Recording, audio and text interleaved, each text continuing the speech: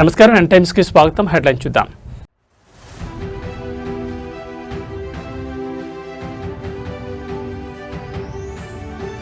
IT returns చేస్తే ration cut, లోన్ల కోసం రిటర్న్స్ దాఖలు చేసిన సామాన్యుల్లో వణుకు.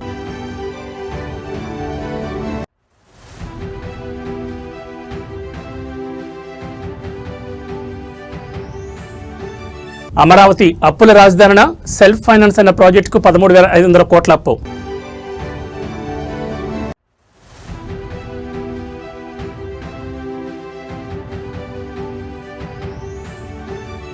కేరళలో బీజేపీ సంక్షేమాస్త్రం, నెలకు 3,000 పింఛన్, ఉచిత గ్యాస్ సిలిండర్ల హామీ.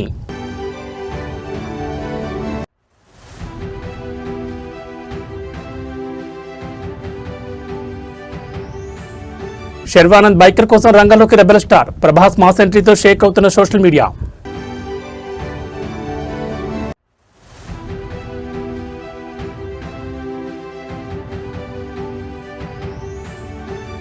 ఏప్రిల్ మొదట్లోనే సెగలు కక్కుతున్న సూర్యుడు, తెలుగు రాష్ట్రాల్లో పెరగనున్న ఎండలు. ఇక డీటెయిల్స్ చూస్తే తెలంగాణలో రేషన్ కార్డుల ఏరివేత ప్రక్రియ ఇప్పుడు సామాన్యుడి గుండెల్లో రైళ్లు పరిగెత్తిస్తోంది. ముఖ్యంగా ఐటీ రిటర్న్స్ దాఖలు చేసిన వారిని టార్గెట్ చేస్తూ క్షేత్రస్థాయిలో విచారణ చేయడం కలకలం రేపుతోంది. ప్రభుత్వ ఆదేశాల మేరకు సివిల్ సప్లై అధికారులు మరియు జీపీఓలు గ్రామాలు, పట్టణాల్లోని లబ్ధిదారుల ఇళ్లకు వెళ్లి విచారణ జరుపుతున్నారు. మహబూబ్ నగర్, సిద్దిపేట, గద్వాల జిల్లాలో ఈ ప్రక్రియ అత్యంత వేగంగా జరుగుతోంది. లబ్ధిదారుల నుంచి ఐటీ రిటర్న్స్ సంబంధించిన డిక్లరేషన్ తీసుకుంటున్నారు. ఇప్పటికే రాష్ట్ర వ్యాప్తంగా సుమారు 1.40 లక్షల రేషన్ కార్డులు రద్దయినట్లు సమాచారం అందడంతో మిగిలిన లబ్ధిదారుల భయాందోళన గురవుతున్నారు. ఐటీ రిటర్న్స్ దాఖలు చేసిన వారందరూ ధనవంతులు కాదని చిరు వ్యాపారులు, ప్రైవేట్ ఉద్యోగులు గట్టిగా వాదిస్తున్నారు. ఇల్లు కట్టుకోవాలన్నా లేదా సెల్ఫ్ ఎంప్లాయ్మెంట్ కోసం కారు కొనాలన్నా బ్యాంకులు ఖచ్చితంగా 3 ఏళ్ల ఐటీ రిటర్న్స్ అడుగుతున్నాయి. దీనికోసం చేసిన రిటర్న్స్ ను ఆదాయంగా పరిగణించడం అన్యాయం. కొంతమంది ప్రైవేట్ ఉద్యోగులకు జీతాల్లో కట్టైన టీడీఎస్ తిరిగి పొందడానికి ఐటీ రిటర్న్స్ చేస్తారు. అది వారి అదనపు ఆదాయం కాదు. ఐటీ ఫైల్ చేయడానికి, భారీగా ట్యాక్స్ కట్టడానికి చాలా తేడా ఉందని, అధికారులు ఈ రెండింటినీ ఒకేలా చూడడం సరికాదని లబ్ధిదారులు ఆందోళన చెందుతున్నారు. క్షేత్రస్థాయి ప్రచారం ప్రకారం ఎవరైతే సంవత్సరానికి 6 లక్షలు లేదా అంతకంటే ఎక్కువ ఆదాయం ఉన్నట్లు ఐటీ రిటర్న్స్ లో చూపిస్తారో వారి కార్డులను అనర్హమైనవిగా గుర్తించి తొలగించే అవకాశం ఉంది. ఈ క్రమంలో సెలూన్ షాపుల యజమానులు, చిన్న కిరాణా వ్యాపారులు, ప్రైవేట్ డ్రైవర్లు తమ కార్డులు ఎక్కడ పోతాయో అని ఆందోళన చెందుతున్నారు. జగిత్యాల జిల్లాలోని ప్రముఖ పుణ్యక్షేత్రం కొండగట్టు అంజన్న ఆలయం వద్ద తీవ్ర విషాదం చోటు చేసుకుంది. హనుమాన్ విజయోత్సవ వేడుకల వేళ అధికారుల నిర్లక్ష్యం భక్తుల ప్రాణాల మీద తెచ్చింది. ఆలయ ప్రాంగణంలో భక్తుల కోసం ఏర్పాటు చేసిన చలువ పందిళ్లు ఒక్కసారిగా కుప్పకూలడంతో 10ల సంఖ్యలో భక్తులు గాయపడ్డారు. నేడు హనుమాన్ విజయోత్సవం కావడంతో రాష్ట్ర వ్యాప్తంగా వేలాది మంది మాలధారణ భక్తులు కొండగట్టుకు తరలివచ్చారు. ఎండ తీవ్రత దృష్ట్యా భక్తుల సౌకర్యార్థం ఆలయ అధికారులు చలువ పందిళ్లను ఏర్పాటు చేశారు. అయితే ఆ పందిళ్ల నిర్మాణంలో నాణ్యతా ప్రమాణాలు పాటించకపోవడం, సరైన పర్యవేక్షణ లేకపోవడంతో ఒక్కసారిగా అవి భక్తులపై కూలిపోయాయి. ఆ సమయంలో పందిళ్ల క్రింద విశ్రాంతి తీసుకుంటున్న భక్తులు భయాందోళనతో పరుగులు తీశారు. ఈ ప్రమాదంలో సుమారు 20 మందికి పైగా మాలధారులకు గాయపడినట్లు సమాచారం. అందులో కొందరి పరిస్థితి విషమంగా ఉన్నట్టు తెలుస్తోంది. వెంటనే స్పందించిన తోటి భక్తులు, స్థానికులు క్షతగాత్రులను సమీపంలోని ఆసుపత్రికి తరలించారు. ఈ ఘటనపై భక్తులు తీవ్ర ఆగ్రహం వ్యక్తం చేస్తున్నారు. ప్రతి ఏటా కోట్లాది రూపాయల ఆదాయం వచ్చి ఈ క్షేత్రంలో కనీసం భద్రతా ఏర్పాట్లు చేయడంలో అధికారులు ఘోరంగా విఫలమయ్యారని మండిపడుతున్నారు. ముందస్తుగా భారీ ఎత్తున భక్తులు వస్తారని తెలిసినా పందిళ్ల పటిష్టతను ఎందుకు తనిఖీ చేయలేదు? కాంట్రాక్టర్ల నిర్లక్ష్యంపై అధికారులు పర్యవేక్షణ ఏది? భక్తుల ప్రాణాలతో చెలగాటమాడుతున్న ఆలయ అధికారులపై చర్యలు తీసుకోవాలని డిమాండ్ చేస్తున్నారు. ప్రస్తుతం కొండగట్టు వద్ద ఉద్రిక్త పరిస్థితి నెలకొంది.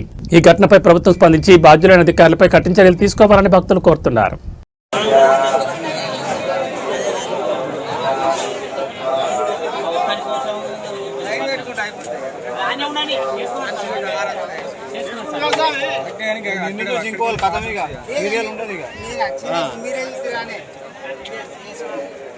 సీరియల్ రమ్మంటే నువ్వు తీసుకొచ్చి మళ్ళీ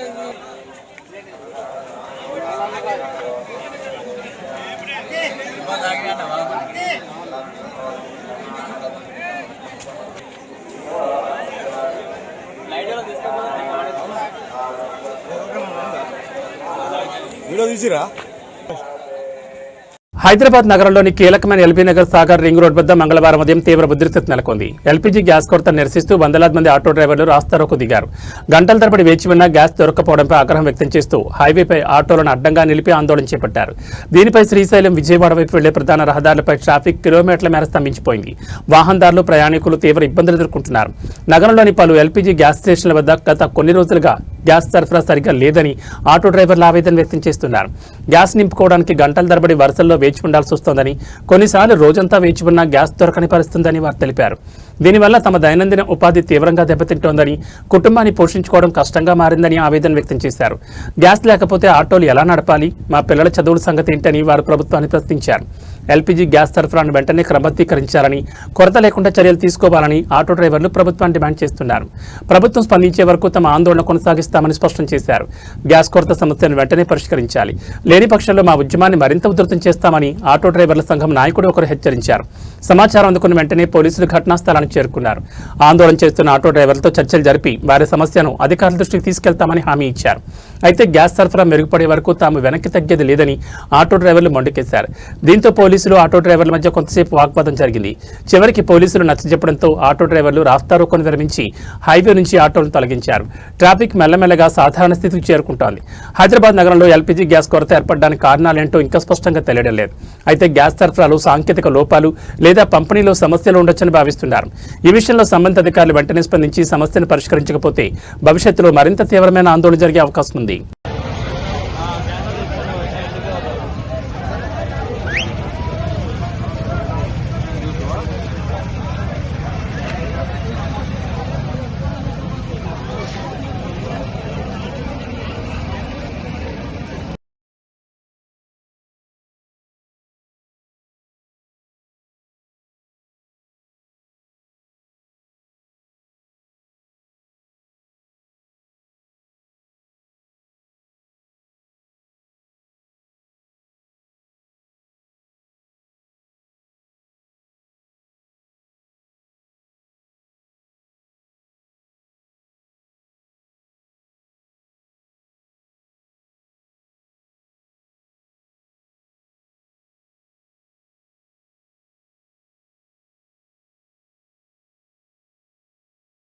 ఆంధ్రప్రదేశ్ రాజకీయాల్లోనూ ప్రజల్లోనూ గత 7 ఏళ్లుగా తెగ నలుగుతున్న ప్రశ్న, అమరావతిలో అసలు ఏం కట్టారు? 1,00,000 ఎకరాల రాజధానిని ఉదరగొట్టిన నాయకులు ఇప్పుడు అక్కడున్న పురోగతిపై ఏం చెప్తారు? చంద్రబాబు విదేశాలు తిరిగినప్పుడు చూపించిన ఆ కలల బొమ్మలు ఇప్పుడు క్షేత్రస్థాయిలో కనిపిస్తున్నాయా, లేదా అది కేవలం గ్రాఫిక్స్కే పరిమితమైందా? తాజా గణాంకాల ప్రకారం సచివాలయం, అసెంబ్లీ, హైకోర్టు వంటి ఐకానిక్ భవనాల పనులు ఇప్పటికీ 15 నుంచి 20% లోపే ఉన్నాయి. అయితే ఈ ఏప్రిల్ 2026 నాటికి ఎమ్మెల్యేలు, ఎమ్మెల్సీల కోసం నిర్మించిన టవర్లు, మంత్రుల బంగళాలు తుది దశకు చేరుకున్నాయి. అమరావతి సీడ్ యాక్సిస్ రోడ్లో స్టీల్ బ్రిడ్జ్ పనులు వేగవంతమయ్యాయి. కానీ సామాన్యుడు ఆశించిన వరల్డ్ క్లాస్ సిటీ ఇంకా పునాదుల స్థాయిలోనే ఉంది. అమరావతి ₹1 ఖర్చు లేకుండా తనను తాను పోషించుకుంటుందని చంద్రబాబు గతంలో చెప్పారు. కానీ వాస్తవానికి ఇప్పుడు ఈ ప్రాజెక్టు నడవడానికి ప్రపంచ బ్యాంక్, ఏషియన్ డెవలప్మెంట్ బ్యాంక్ నుంచి దాదాపు $1.6 బిలియన్ అప్పు తీసుకొచ్చారు. అంటే ఇది సెల్ఫ్ ఫైనాన్స్ కంటే డెట్ ఫైనాన్స్ గా కనిపిస్తోంది. ప్రభుత్వం భూములను విక్రయించి ఆదాయం పొందుతామని చెప్తున్నా అది ఇంకా కార్యరూపం దాల్చలేదు. సింగపూర్ మాదిరిగా ఉంటుందని, జపాన్ టెక్నాలజీ వస్తుందని ప్రచారాలు జరిగాయి. ప్రస్తుతం అక్కడ చూస్తే అండర్ గ్రౌండ్ డ్రైనేజ్ పనులు, కొన్ని స్మార్ట్ రోడ్లు కనిపిస్తున్నాయి తప్ప ఆ విదేశీ నగరాల మెరుపులు ఎక్కడా కనిపించడం లేదు. క్వాంటమ్ వ్యాలీ, ఐటీ టవర్లు అంటూ కొత్త పేర్లు వినిపిస్తున్నా అవి ఇంకా కాగితాల మీద, గ్రాఫిక్స్ లోనే ఎక్కువగా ఉన్నాయి. అమరావతి కేవలం ఒక నగరం కాదు, అది కోట్లాది మంది ఆంధ్రుల భావోద్వేగం. 2028 నాటికి పూర్తి రాజధాని సిద్ధమవుతుందని ప్రభుత్వం డెడ్లైన్ పెట్టింది. మరి ఈ 2 ఏళ్లలో గ్రాఫిక్స్ నిజమవుతాయా, లేక మళ్లీ అప్పుల కోపగానే మిగిలిపోతుందా అనేది వేచి చూడాలి.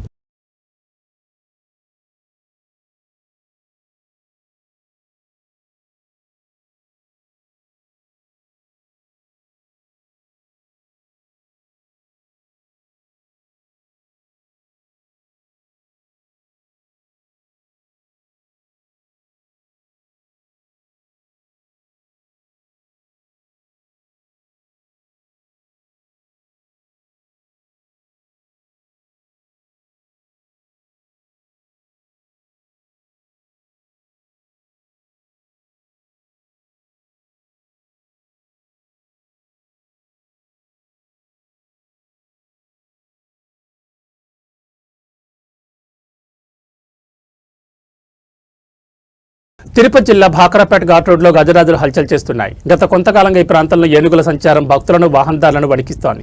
తాజాగా ఒక ఒంటరి ఏనుగు నేరుగా ఘాట్ రోడ్డుపైకి రావడంతో భారీగా ట్రాఫిక్ నిలిచిపోయింది. పరిస్థితి అదుపు చేసేందుకు వెళ్లిన అటవీశాఖ సిబ్బందిపైనే ఏనుగులు దిద్దురుదారి దిగడం ఇప్పుడు కలకలం రేపుతోంది. భాకరాపేట ఘాట్ రోడ్డుపై ఒంటరి ఏనుగు ప్రత్యక్షమవడంతో అటవీశాఖ అధికారులు అప్రమత్తమయ్యారు. వాహనదారుల భద్రత దృష్ట్యా అటువైపు రాకపోకలను తక్షణమే నిలిపివేశారు. అయితే అర్ధరాత్రి సమయంలో సుమారు 7 ఏనుగుల గుంపు అడవి నుంచి బయటకొచ్చి రోడ్డు పరిసరాల్లో తిష్టవేసింది. వీటిని తిరిగి అడవిలోకి తరలించేందుకు ఫారెస్ట్ సిబ్బంది ప్రయత్నించారు. టపాసులు కాలుస్తూ సైరన్లతో ఏనుగులను భయపెట్టేందుకు ప్రయత్నించగా అనూహ్యంగా గజరాజులు అధికారులపైనే తిరగబడ్డాయి. ఒక్కసారిగా ఏనుగుల గుంపు సిబ్బంది వైపు దూసుకురావడంతో ప్రాణభయంతో అధికారులు సిబ్బంది పరుగులు తీశారు. కొద్దిసేపు అక్కడ యుద్ధ వాతావరణం నెలకొంది. ఈ ఘటనతో ఘాట్ రోడ్లో ప్రయాణించే వాహనదారులు తీవ్ర భయాందోళనకు గురవుతున్నారు. చిమ్మ చీకట్లో ఏ క్షణాన ఏనుగులు ఎటువైపు నుంచి వస్తాయో తెలియక ప్రాణాలు అరచేతిలో పెట్టుకుని గడుపుతున్నారు. గజరాజుల సంచారంపై అటవీశాఖ ముందస్తు హెచ్చరికలు జారీ చేసిందా? ఘాట్ రోడ్లో ప్రయాణించే వారికి రక్షణ కల్పించేందుకు అదనపు బలగాలను మోహరించారా? ఏనుగులు గ్రామాల వైపు లేదా ప్రధాన రహదారుల వైపు రాకుండా శాశ్వత పరిష్కారం ఏమిటి? ప్రస్తుతానికి పరిస్థితి ఉద్రిక్తంగానే ఉంది. వాహనదారులు భాకరాపేట ఘాట్ రోడ్లో ప్రయాణించేటప్పుడు అత్యంత జాగ్రత్తగా ఉండాలని అధికారులు సూచిస్తున్నారు.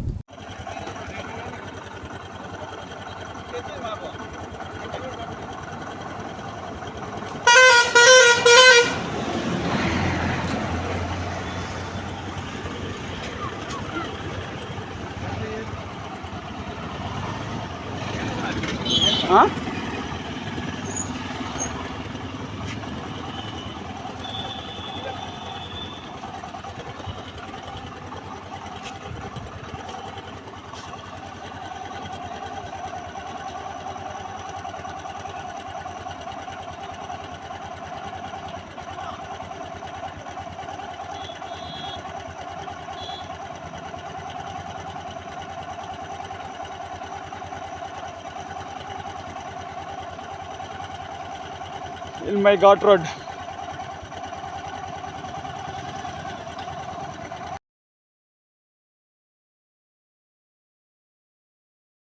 ఏపీ రాజకీయాల్లో పెను సంచలనం రేపుతున్న వార్త. పల్నాడు జిల్లా ఎస్పీ కార్యాలయం వేదికగా నరసరావుపేట ఎమ్మెల్యే చదలవాడ అరవింద్ బాబు చేసిన హల్చల్ ఇప్పుడు రాష్ట్ర వ్యాప్తంగా చర్చనీయాంశమైంది. ఒక న్యాయవాది పోస్టింగ్ విషయంలో ఎస్పీతో మొదలైన వాగ్వాదం ఏకంగా ఎస్పీ ఛాంబర్లోనే బైఠాయించి లోపల గడియ పెట్టుకునే వరకు వెళ్లిందంటే పరిస్థితి ఎంత తీవ్రంగా ఉందో అర్థం చేసుకోవచ్చు. తాను సిఫారసు చేసిన ఒక న్యాయవాదికి పోస్టింగ్ ఇవ్వాలని డిమాండ్ చేస్తూ ఎమ్మెల్యే చదలవాడ ఎస్పీ కార్యాలయానికి చేరుకున్నారు. ఈ క్రమంలో ఎస్పీతో తీవ్రస్థాయిలో వాగ్వాదం చోటు చేసుకుంది. అధికారుల సమాధానంతో సంతృప్తి చెందిన ఎమ్మెల్యే అనూహ్యంగా ఎస్పీ ఛాంబర్లోనే బైఠాయించారు. అంతటితో ఆగకుండా లోపల నుంచి తలుపు గడిపెట్టుకున్నట్లు ఆరోపణలు వస్తున్నాయి.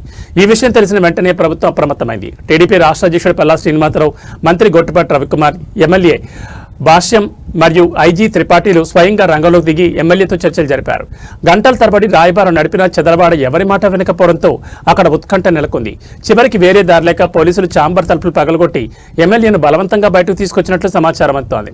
ఒక బాధ్యతాయుతమైన పదవిలో ఉన్న ఎమ్మెల్యే, అది కూడా పోలీస్ బాస్ కార్యాలయంలోని ఇలాంటి నిరసనకు దిగడం ఇప్పుడు పెనుదుమారం రేపుతోంది. ప్రభుత్వ పెద్దలు సర్ది చెప్పినా ఎమ్మెల్యే ఎందుకు వెనక్కి తగ్గలేదు? ఈ ఘటనలో పోలీసుల వైఫల్యం ఉందా, లేక ఎమ్మెల్యే అతిగా ప్రవర్తించారా? పల్నాడు జిల్లాలో అధికారులకు ప్రజాప్రతినిధులకు మధ్య గ్యాప్ పెరుగుతోందా? ప్రస్తుతం పల్నాడు జిల్లాలో పరిస్థితి నివురుగప్పిన నిప్పులా ఉంది. దీనిపై ప్రభుత్వం ఎలాంటి చర్యలు తీసుకోబోతోందో వేచి చూడాలి.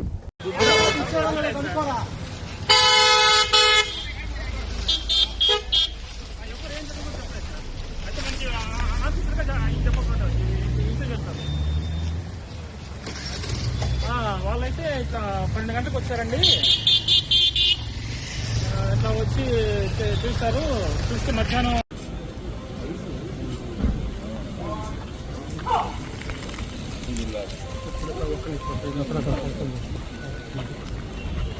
అన్నా కొట్టు పక్కన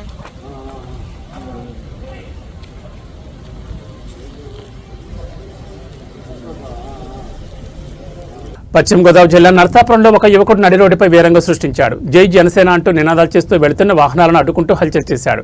అంతటితో ఆగకుండా పరిస్థితిని అదుపు చేసేందుకు వచ్చిన పోలీసులపైనే దాడికి యత్నించడం అక్కడ తీవ్ర ఉద్రిక్తతకు దారితీసింది.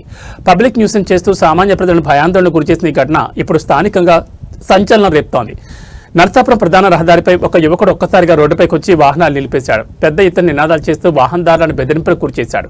సమాచారం అందుకున్న పోలీసులు వెంటనే ఘటనా స్థలానికి చేరుకుని అతన్ని వారించే ప్రయత్నం చేశారు. అయితే ఆ యువకుడు పోలీసుల మాట వెనకపోగా వారిపైనే తిరగబడి దాడికి యత్నించాడు. ప్రాథమిక సమాచారం ప్రకారం సదరు యువకుడు Narasapuram Janasena party working committee president అని తెలుస్తోంది.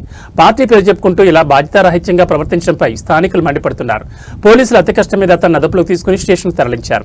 ప్రజాప్రతినిధులుగా లేదా పార్టీ బాధ్యుల్లో ఉన్నవారు సమాజానికి ఆదర్శంగా ఉండాల్సింది పోయి ఇలా నడి రోడ్డుపై సామాన్యులను ఇబ్బంది పెట్టడంపై విమర్శలు వెల్లువెత్తున్నాయి. పార్టీ క్రమశిక్షణ ఉల్లంఘించిన ఈ నాయకుడిపై జనసేన అధిష్టానం ఎలాంటి చర్యలు తీసుకోబోతోంది? పోలీసులపై దాడికి యత్నించిన అతడిపై ఏ సెక్షన్ల కింద కేసులు నమోదు చేస్తారు? రాజకీయ అండతోనే ఇలాంటి భర్తీగింపులకు పాల్పడుతున్నారా? ప్రస్తుతం పోలీసులు ఈ ఘటనపై విచారణ జరుపుతున్నారు.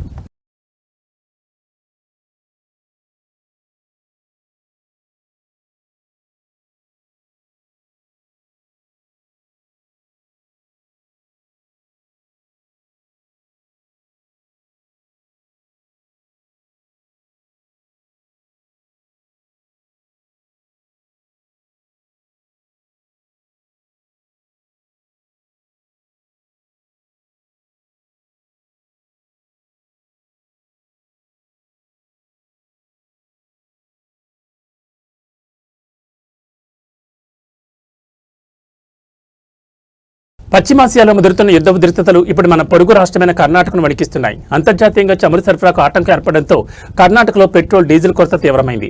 ప్రధాన నగరాలైన బెంగళూరు, మంగళూరు, మైసూర్ ప్రాంతాల్లోని పెట్రోల్ బంకుల వద్ద వాహనదారులు కిలోమీటర్ల మేర క్యూ కడుతున్నారు. ఇరాన్, ఇజ్రాయెల్ మధ్య పెరుగుతున్న ఉద్రిక్తతల వల్ల ప్రపంచవ్యాప్తంగా చమురు దిగుమతులపై ప్రభావం పడింది. ఈ సేగ నేరుగా కర్ణాటకకు తగిలింది.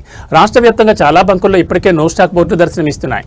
స్టాక్ ఉన్న చోట వాహనదారులు గంటల తరబడి వేచి ఉండాల్సి వస్తోంది. ముఖ్యంగా బెంగళూరు వంటి మెట్రో నగరాల్లో ఐటీ ఉద్యోగులు, డెలివరీ బాయ్, ఆటో డ్రైవర్లు తీవ్ర ఇబ్బందులు ఎదుర్కొంటున్నారు. దీనికి సంబంధించిన వీడియోలు సోషల్ మీడియాలో విపరీతంగా వైరల్ అవుతున్నాయి. ప్రజలు భయాందోళనతో ముందస్తుగా ట్యాంకులు ఫుల్ చేయించుకోవాలని చూడడంతో రద్దీ మరింత పెరుగుతోంది. ఈ ఇంధన కొరత కేవలం వాహనదారులకే కాదు, నిత్యావసర వస్తువుల రవాణాపై కూడా ప్రభావం చూపే అవకాశం ఉంది. కర్ణాటక ప్రభుత్వం ఈ సంక్షోభాన్ని ఎదుర్కోవడానికి ఎలాంటి చర్యలు చేపట్టింది? కేంద్ర ప్రభుత్వం నుంచి అదనపు కేటాయింపులు వచ్చే అవకాశం ఉందా? పశ్చిమాసియాలో యుద్ధం తీవ్రమైతే ఇంధన ధరలు ఎంతవరకు పెరగొచ్చు? పరిస్థితిని గమనిస్తుంటే రాబోయే రోజుల్లో ఇంధన కష్టాలు మరింత పెరిగేలా కనిపిస్తున్నాయి. అప్రమత్తంగా ఉండాలని అధికారులు సూచిస్తున్నారు.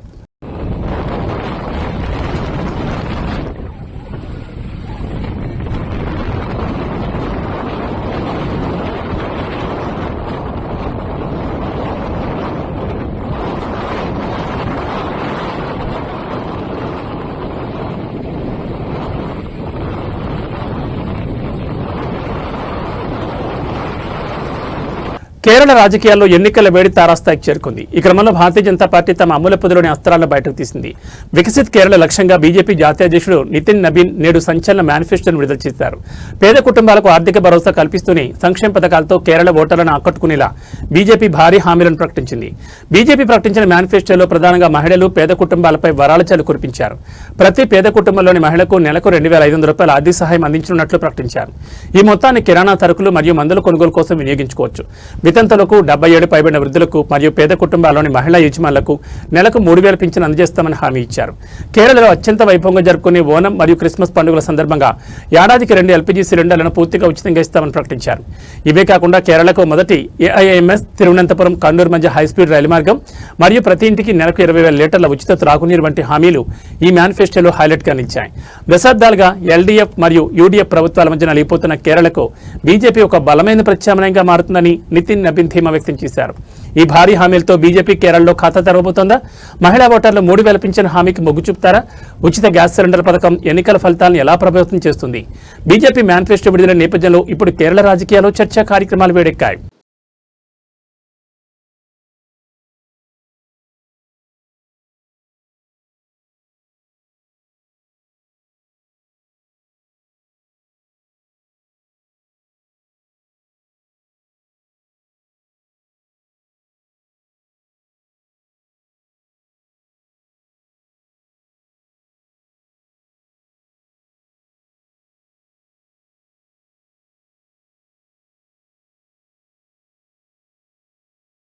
మతం ఏదైనా దైవ ప్రార్థన చేసే చోటు పవిత్రమైంది. కానీ ప్రస్తుత పరిస్థితులు చూస్తుంటే మానవత్వం మంటకలుస్తున్నట్లు కనిపిస్తోంది. భారత్లో క్రైస్తవ ప్రార్థనా మందిరాలపై దాడులు, వ్యతిరేకత పెరుగుతుంటే అగ్రరాజ్య అమెరికాలో హిందూ దేవాలయాలను లక్ష్యంగా చేసుకుని విద్వేషం వెళ్లగొక్కుతున్నారు. ఈ విద్వేష రాజకీయం ఎటు దారితీస్తోంది? ముందుగా మన దేశం విషయానికి వస్తే గత కొంతకాలంగా ఛత్తీస్గఢ్, మధ్యప్రదేశ్ మరియు కర్ణాటక వంటి రాష్ట్రాల్లో చర్చిలపై దాడులు పెరిగాయంటూ అంతర్జాతీయ నివేదికలు ఆందోళన వ్యక్తం చేస్తున్నాయి. మత మార్పిళ్ల ఆరోపణల నేపథ్యంలో స్థానికంగా ఉన్న కొన్ని వర్గాలు చర్చిలను తీవ్రంగా వ్యతిరేకిస్తున్నాయి.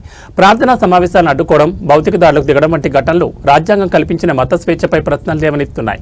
మరోవైపు సముద్రం దాటి అమెరికాకు వెళ్తే అక్కడ పరిస్థితి మరింత దారుణంగా ఉంది.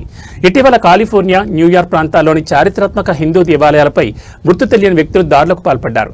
ఆలయ గోడలపై హిందూ వ్యతిరేక నినాదాలు రాయడం, విగ్రహాలను ధ్వంసం చేయడం వంటి ఘటనలు ప్రవాస భారతీయులను కలవరపెడుతున్నాయి. అక్కడి స్థానిక తీవ్రవాద గ్రూపులు హిందూ ధర్మాన్ని లక్ష్యంగా చేసుకోవడంపై భారత విదేశాంగ శాఖ ఇప్పటికే అమెరికా ప్రభుత్వాన్ని గట్టిగా నిలదీసింది. ఇక్కడ మనం ఒకటి గమనించాల్సింది, మన దేశంలో మైనార్టీల హక్కుల గురించి మాట్లాడే దేశాలు తమ దేశంలో మైనార్టీలుగా ఉన్న హిందువుల రక్షణ విషయంలో ఎందుకు విఫలమవుతున్నాయి? భారత్లో చర్చలపై దాడులను అడ్డుకోవడంలో ప్రభుత్వాలు కఠినంగా వ్యవహరిస్తున్నాయా? అమెరికాలో హిందూ ఫోబియా పెరుగుదలకు కారణం ఏంటి? మతపరమైన అసహనం ప్రపంచ శాంతికి ముప్పుగా మారుతోందా? ఈ విద్వేష గొలుసును తెంచాల్సిన బాధ్యత ప్రతి ఒక్కరిపై ఉంది. మతం కంటే మానవత్వం గొప్పదని చాటి చెప్పాల్సిన సమయం ఇది. This is Savannah Hernandez in Frisco, Texas, and I have been hearing from quite a few Texans about the changing culture and demographic up in North Texas, so I wanted to come and check it out myself. And behind me is the Hanuman Temple, which was created here in Frisco surrounding the deity Hanuman. Now, I wanted to come to this area because, as you guys can see behind me, this is a residential area, and you have this very large, very intricate temple that is in this location where you quite frankly would not expect it. And one of the first things I saw when we got here was a huge pile of shoes outside because you cannot wear shoes inside the temple, so you have a lot of people that are walking around this area barefoot. And I actually went inside myself because I wanted to go check it out. And when you get inside, you see people worshiping multiple deities, and the one that did stick out to me was the area where people were going to pray for Tollywood young hero Sharwanand ఈ ఏడాది సంక్రాంతికి నారీ నారీ నడుమ మురారితో ఘన విజయాన్ని అందుకున్న తర్వాత ఇప్పుడు భారతదేశ మొట్టమొదటి మోటోక్రాస్ అడ్వెంచరస్ మూవీ బైకర్ తో ప్రేక్షకుల ముందుకు రాబోతున్నాను. అభిలాష్ ఖంకర్ దర్శకత్వంలో తెరకెక్కిన ఈ చిత్రం ఏప్రిల్ 3న ప్రపంచ వ్యాప్తంగా భారీ స్థాయిలో విడుదల కానుంది. ఇక ఈ సినిమాకు ప్రధాన ఆకర్షణగా నిలుస్తోంది pan India star Prabhas promotion. UV creations Prabhas సొంత బ్యానర్ కావడంతో తన మిత్రుడు వంశీ ప్రమోద్, తన తమ్ముడు లాంటి శర్వానంద్ కోసం ప్రభాస్ స్వయంగా రంగంలో దిగారు. తాజాగా విడుదల చేసిన స్పెషల్ గ్లిమ్స్ లో ప్రభాస్ మాస్ ఎంట్రీ అదిరిపోయింది. శర్వా మా ఇంటి హీరో, ప్రమోద్ వంశీ నా ఫ్యామిలీ ఫ్రెండ్స్ అని ప్రభాస్ వాయిస్ వినిపిస్తుండగా మిర్చి మూవీ బీజిఎంతో ఆయన స్టైలిష్ గా నడుచుకుంటూ వచ్చి బైక్ కవర్ ను తొలగించి దానిపై కూర్చునే విధానం అభిమానులకు పాత రోజులు గుర్తు చేస్తోంది. ట్రైలర్ చూసి కొన్ని నమ్మేయాలి డ్యూట్, లెట్స్ రేస్ అంటూ ప్రభాస్ చెప్పిన డైలాగ్ ఇప్పుడు ఇంటర్నెట్ లో ట్రెండింగ్ లో ఉంది. ప్రభాస్ ఇచ్చిన ఈ సపోర్ట్ పై శర్వానంద్ స్పందిస్తూ థ్యాంక్ యూ ప్రభాస్ అన్న, మీరు ఎప్పుడు నా కోసం నిలబడ్డారు అంటూ ఎమోషనల్ గా పోస్ట్ చేశారు. బైకర్ చిత్రం కేవలం రేసింగ్ మాత్రమే కాకుండా ఒక ఎమోషనల్ స్పోర్ట్స్ డ్రామాగా రూపొందింది. అంతర్జాతీయ రేసింగ్ సర్క్యూట్ లో ఒక భారతీయ యువకుడు తన ప్రతిభను ఎలా నిరూపించుకున్నాడు అనేది ఈ సినిమా ముఖ్య ఉద్దేశం. ఇందులో విక్కీ అనే రేసర్ పాత్ర కోసం శర్వానంద్ అద్భుతమైన మేకోవర్ పొందారు. ఈ చిత్రంలో మరో ప్రధాన ఆకర్షణ సీనియర్ హీరో రాజశేఖర్. ఆయన సినిమాలో ఒక కీలక పాత్ర పోషిస్తున్నారు. రేసింగ్ తో పాటు తండ్రి కొడుకుల మధ్య ఉండే బలమైన భావోద్వేగ బంధం సినిమాకు ప్రాణమని చిత్ర బృందం పేర్కొంది. రేసింగ్ సన్నివేశాల కోసం ఏకంగా 200 TB ఫుటేజ్ ఉపయోగించారంటే నిర్మాణ విలువలు, విజువల్స్ ఎంత భారీగా ఉండబోతున్నాయో అర్థం చేసుకోవచ్చు. యువి క్రియేషన్ నిర్మించిన ఈ చిత్రంలో మాళవిక నాయర్ హీరోయిన్ గా నటించగా జిబ్రాన్ సంగీతాన్ని అందించారు. ఈ cinema Dolby vision, 4DX, PCX వంటి అత్యున్నత సాంకేతిక ప్రమాణాలతో తెలుగు, తమిళం, మలయాళ భాషలో ఏప్రిల్ 3న గ్రాండ్ గా విడుదల కానుంది. ప్రభాస్ సపోర్ట్ తో సినిమాపై అంచనాలు ఆకాశాన్ని తాగాయి. తప్పకుండా ఇది బాక్సాఫీస్ వద్ద కొత్త రికార్డు సృష్టిస్తుందని సినీ విశ్లేషకులు భావిస్తున్నారు.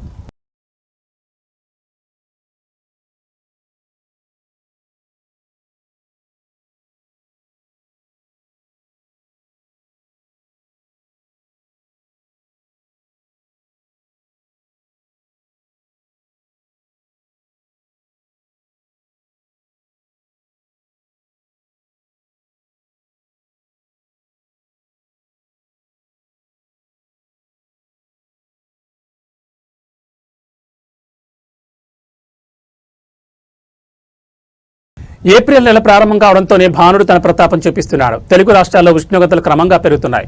ముందుగా భాగ్యనగరం, హైదరాబాద్ విషయానికి వస్తే ఈ రోజు ఆకాశం నిర్మలంగా ఉంటుంది. గరిష్ట ఉష్ణోగ్రత 33 డిగ్రీల సెల్సియస్ గా నమోదయ్యే అవకాశం ఉంది. ప్రస్తుతం తేమ శాతం 33% ఉండగా గాలి వేగం గంటకు 5 మైళ్ళుగా ఉంది. ముఖ్యంగా గమనించాల్సిన విషయం ఏంటంటే యువి ఇండెక్స్ 9 గా నమోదవుతోంది. అంటే ఎండ తీవ్రత చర్మంపై నేరుగా ప్రభావం చూపే అవకాశం ఉంది. తెలంగాణలోని ఇతర జిల్లాలైన నిజామాబాద్, నల్గొండ, ఖమ్మం ప్రాంతాల్లో ఎండలు మరింత తీవ్రంగా ఉండబోతున్నాయి. అటు ఆంధ్రప్రదేశ్లోని రాయలసీమ జిల్లాలో ఇప్పటికే ఉష్ణోగ్రతలు 40 డిగ్రీల వైపు పరుగులు తీస్తున్నాయి.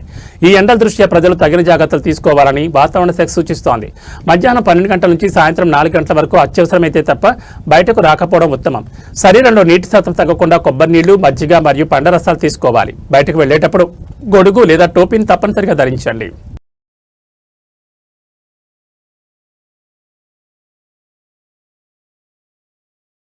ఇవి బులెటిన్ విశేషాలు. మరో బులెటిన్లో మళ్ళీ కలుసుకుందాం. నమస్కారం.